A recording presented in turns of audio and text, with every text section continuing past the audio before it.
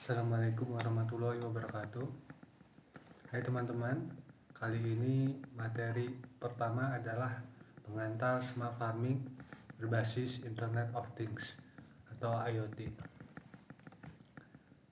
Isi dan elemen dari bahan-bahan pelatihan ini memiliki hak kekayaan intelektual yang dilindungi oleh undang-undang.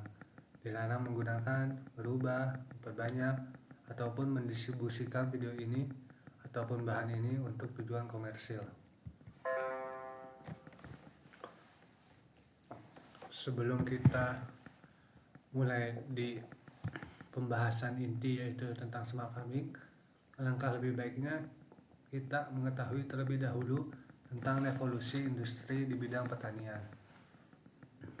Sejak zaman dahulu sampai ke abad ke-18, pertanian masih dilaksanakan secara tradisional, bahkan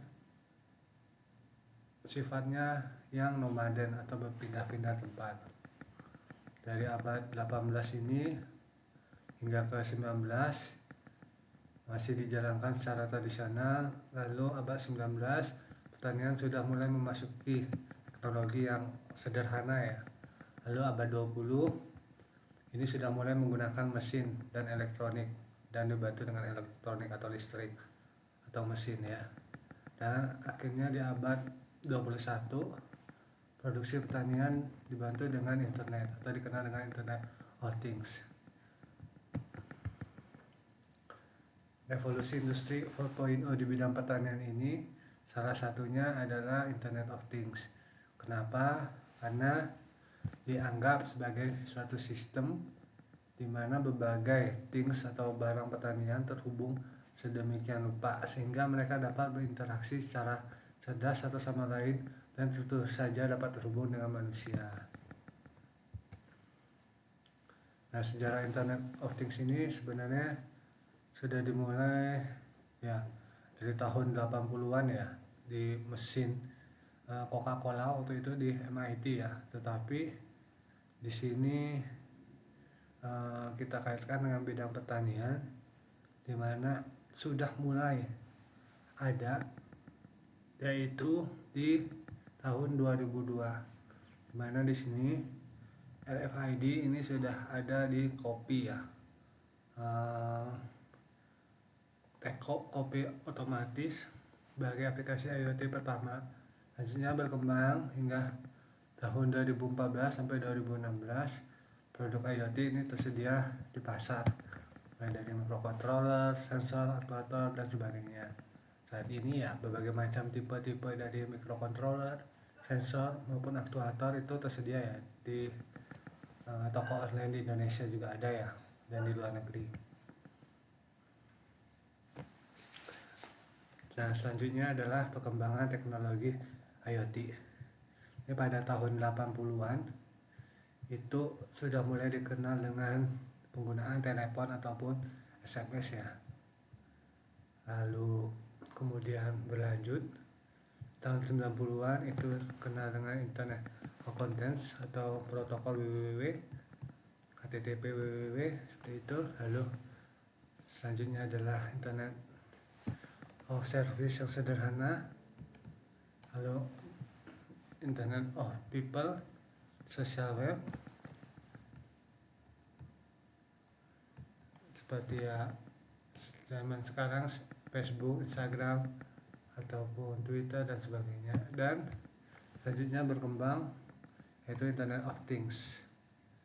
Di sini Internet of Things ini menggunakan berbagai macam teknologi. Teknologi apa saja?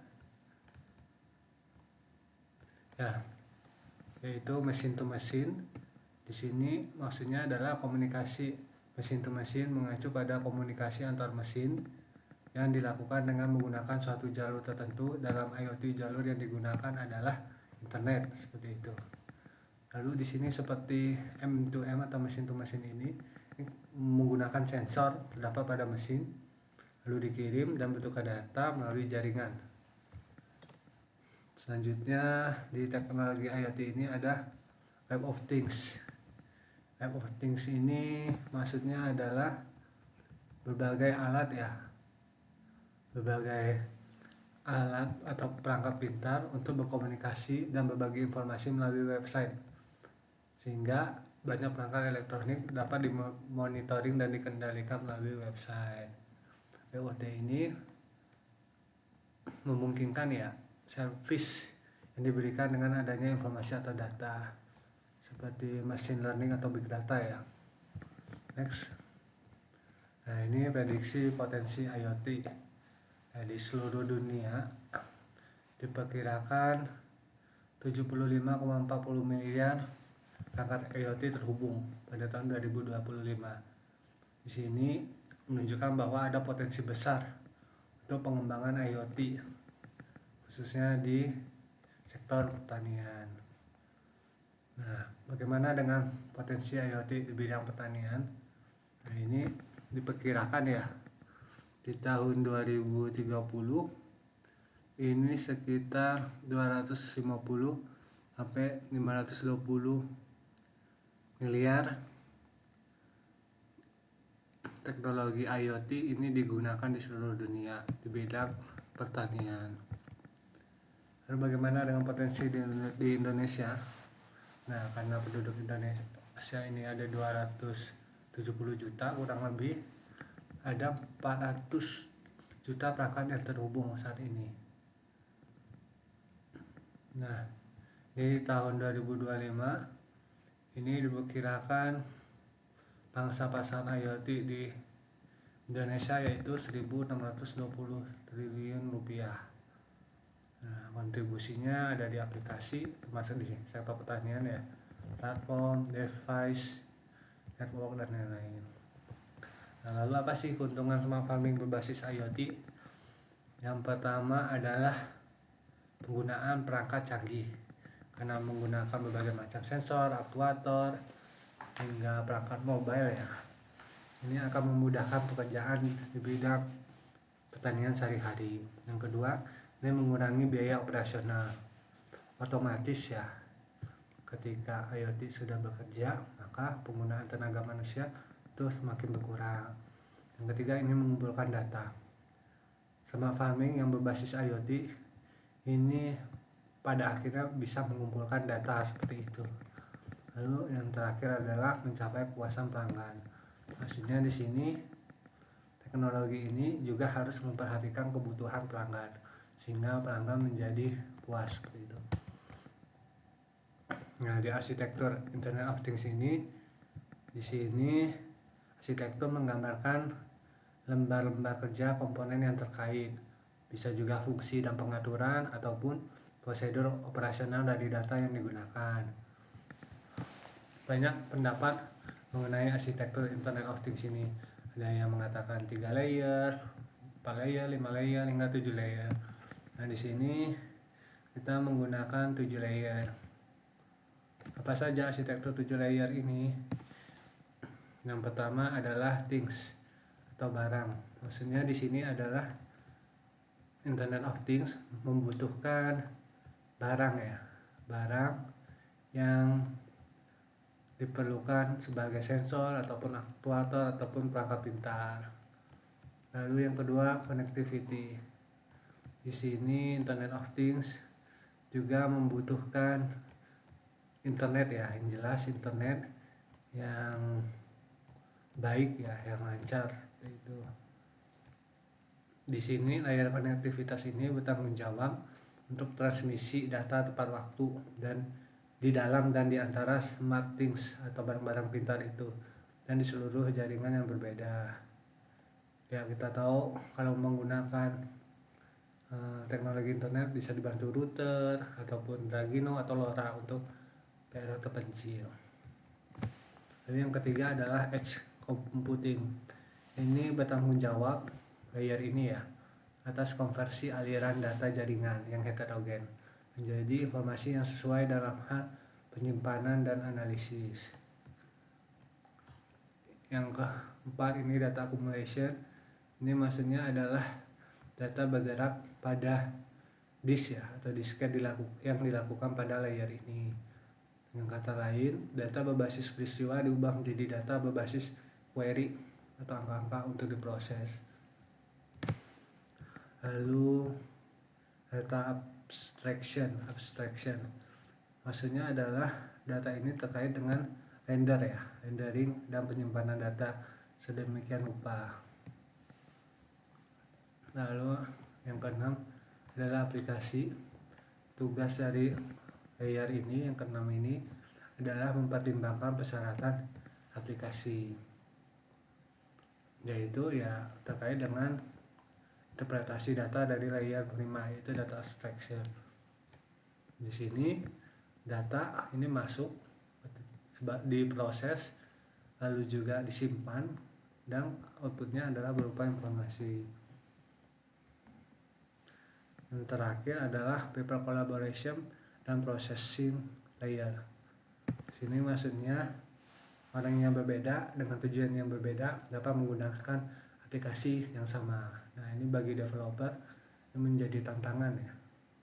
Bagaimana sebuah aplikasi dapat memenuhi kebutuhan semua orang dengan tujuan yang berbeda-beda. Nah, oleh sebab itu di Internet of Things ini tujuan akhir bukanlah pembuatan aplikasi, tetapi pemberdayaan orang untuk melakukan pekerjaan dengan cara yang lebih baik. Nah, ini penjelasan yang tadi saya katakan. Nah, lalu bagaimana dengan infrastruktur IoT di pertanian? Ini secara sederhana arsitekturnya kita bagi menjadi 3, akan dibicarakan ke depan ya. Ini teknologi IoT juga dapat diaplikasikan ke sektor pertanian. Di sini selain berfungsi untuk meningkatkan efisiensi, tetapi juga memberi kemudahan untuk menjalankan usaha. Contoh-contohnya banyak ya, ada kelembaban tanah, ada monitoring suhu, ada penyemprotan otomatis, dan lain sebagainya. Nah, di sini kita bagi menjadi 3 layer saja di bidang pertanian IoT-nya. Yang pertama ini menggunakan sensor ya dan controller serta aktuator. Yang kedua di sini edge layer, artinya di sini adalah mengirimkan data ya menuju sebuah penyimpanan seperti itu gateway. Dan terakhir adalah application layer. Di sini data tersebut ditampilkan ya ke dalam sebuah perangkat web ataupun mobile phone sehingga mudah dibaca. Nah, ini banyak kasus manfaat basis IoT. Di antaranya yang pertama penyiraman otomatis. Di sini menggunakan pompa ya, dari aktuator, lalu juga menggunakan sensor kelembaban tanah. Ketika tanahnya terlalu kering atau kurang lembab, maka sensor aktuatornya akan bekerja mengalirkan air. Yang kedua ini hidroponik pintar. Di sini juga bisa mengatur ya ketika pH tanah, pH air ya naik atau turun, campur ya, juga dengan TDS-nya. Lalu yang ketiga pemberi pakan tanah otomatis. Di sini ketika jam-jam tertentu ikan misalnya ya membutuhkan makan, ya otomatis perangkat ini aktuatornya bergerak seperti itu. Dan ini yang keempat adalah penggerak atap lindung tanaman. Ketika terlalu cerah maka atapnya tertutup. Ini 4 diantaranya, masih banyak lagi ya contohnya. Lalu bagaimana contoh perusahaan bidang smart farming? Ada di sini Eviseri bidang perikanan, Habibie Gadam pertanian, MSMB ini dulunya Ritx ya bidang pertanian juga, dan Agri ini selain smart farming juga digital ya, marketing dan digital pemasaran ya. Baik rekan-rekan, demikian pemaparan saya pada materi pertama ini. Selamat belajar, terima kasih.